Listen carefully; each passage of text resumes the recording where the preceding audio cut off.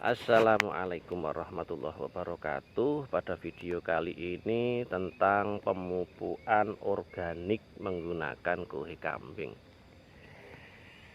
Banyak di antara teman-teman kita yang mencontohkan cara fermentasi kuhe kambing. Ya, kalau fermentasinya itu dengan jumlah yang sedikit bisa jadi gampang kita lakukan. Tetapi jika fermentasi itu harus banyak, contohnya seperti ini kawan, ini total kemarin itu ada 100 sak kuhe kambing. Kalau kita menghitung biaya, habis itu kita menghitung waktu, habis itu kita menghitung kesempatan atau waktu kita untuk bekerja yang lain, karena pekerjaan kita bukan hanya di tani kawan. Pekerjaan kita itu kan, saya juga punya toko, saya juga harus menunggu toko, dan saya juga bertani. Makanya karena waktunya yang terbatas, apa yang harus kita lakukan di dalam kita untuk memupuk organik seperti ini? Begini aja kawan. Pupuk organik ini adalah pupuk yang sifatnya untuk pembenah tanah. Memang di sini, di dalam pupuk kuhe seperti ini adalah sarang bakteri dan sarang jamur.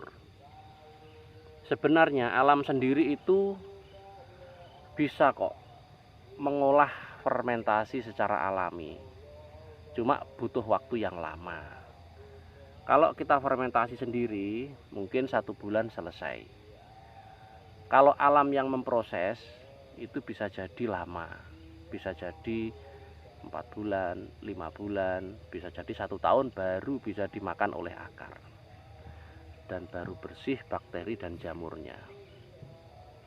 Sebelum saya melakukan pembahasan ini, bagi kawan-kawanku yang belum subscribe, jangan lupa subscribe kawan, dan klik tombol loncengnya. Semoga video yang saya berikan bermanfaat. Pupuk organik itu berfungsi untuk pembenah tanah. Jadi menjadikan tanah kita yang sebelumnya tandus bisa menjadi subur. Tanah yang sebelumnya pH-nya rendah, insya Allah suatu saat bisa normal kembali. Kalau kita berpikir untuk proses fermentasi, apalagi dengan jumlah yang sangat banyak seperti ini kawan, itu pasti akan menyita tenaga kita dan waktu kita. Kita tidak usah ribet-ribet disibukkan dengan masalah fermentasi. Biar alam sendiri yang melakukan fermentasi. Alam itu loh sudah melakukan fermentasi. Buktinya pada zaman dahulu nenek moyang kita, mbah-mbah kita, mereka melakukan pemupukan dengan cara kuhe kambing, kuhe sapi itu dibawa ke kebun. Langsung aja diaplikasikan di kebun. Yang penting jangan ditaruh mepet dengan tumbuhan. Seperti ini ya. Ini tanaman pepaya. Ini tanaman pepaya. Ya kita taruh di sini, kan jauh toh. Ini dari sini kan jauh. Ini dari sini jauh, ya kan? Ya di sini kita timbun. Ya sudah, kita biarin aja, lama-lama kan dia kan terurai sendiri. Dia jadi, tanahnya jadi sehat. Ini kita kasih antara sini dengan sini, tengahnya kita kasih. Pada intinya gini aja kawan, kita nggak usah bingung-bingung masalah fermentasi. Umpama di belakang rumah kita ada kuhe ayam, ya kita taruh aja di kebun, gitu loh kawan. Jadi nggak usah ribet, nggak usah bingung harus fermentasi ini E4 dan sebagainya, ribet itu kawan. Kalau kalian menanam di pot bunga nggak masalah harus fermentasi, karena medianya kecil dengan jumlah yang kecil. Tetapi kalau sawah seperti ini dengan luas 5.000 meter, mumet kawan mau fermentasi. Ya sudah, kita bawa ke kebun, kita taruh di kebun, kita sebar di sini semua. Ya. Ya udah gitu aja. Yang penting kita memperhatikan kesehatan tanah. Jadi tanah ini kita kasih pupuk organik, tujuannya apa? Tanah biar subur kembali. Karena gini kawan, tanah ini sudah mulai zaman mbah saya tidak pernah dikasih pupuk organik. pH-nya tinggal 5 loh kawan. Bayangkan, ada yang 5,5, ada yang 5, rusak. Jadi tanaman di sini ini sangat rusak karena sudah overdosis sama pupuk kimia sintetik. Kalau tidak dipupuk kimia sintetik, dia pertumbuhannya kurang kawan. Makanya ketergantungan sekali. Padahal di samping rumah kita ada taman pepaya kayak gini, tidak pernah dipupuk, subur, tidak pernah dipupuk, dia sehat. Gitu loh kawan, tidak ada penyakit. Begini ya kawan ya, kalau tanah yang ber-pH rendah, biasanya gini, pada masa pertumbuhan seperti ini, dia memang tumbuh subur, nggak jadi masalah.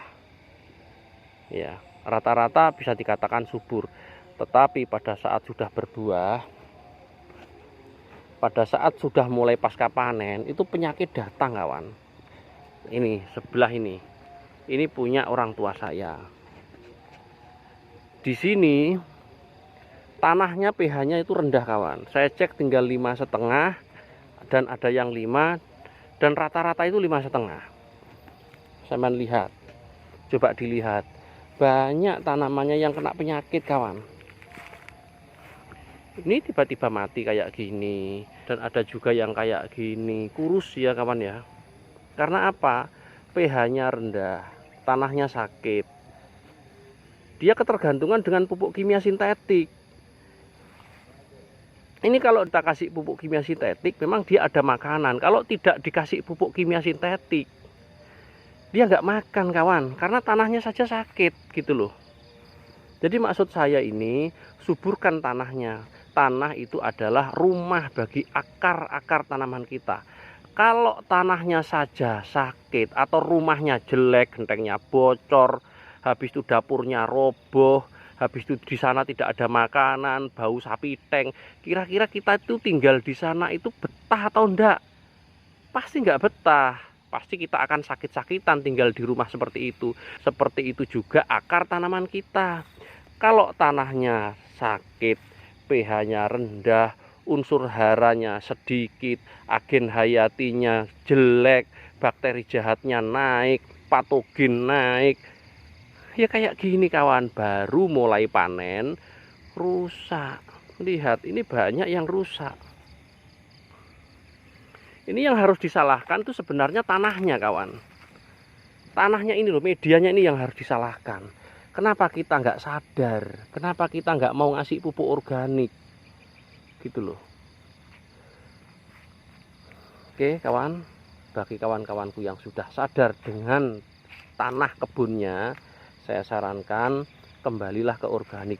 Bukan saya menyuruh full 100% kembali ke organik loh kawan, bukan.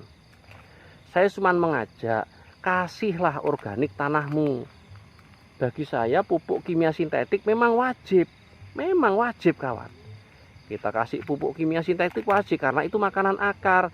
Kita anggap saja pupuk kimia sintetik itu hanya sekedar bantuan makanan untuk akar. Hanya sekedar bantuan kawan, karena sifatnya sementara. Pupuk kimia sintetik sifatnya sementara. Tetapi yang sifatnya abadi dan langgeng, yang awet adalah pupuk organik. Oke kawan, sudah jelas ya. Bagi kawan-kawanku yang kebunnya setiap ditanamin apa saja kok rusak, kembalilah merawat tanahnya. Itu aja pesan dari saya. Semoga pesan saya bermanfaat. Akhirul kalam, assalamualaikum warahmatullahi wabarakatuh.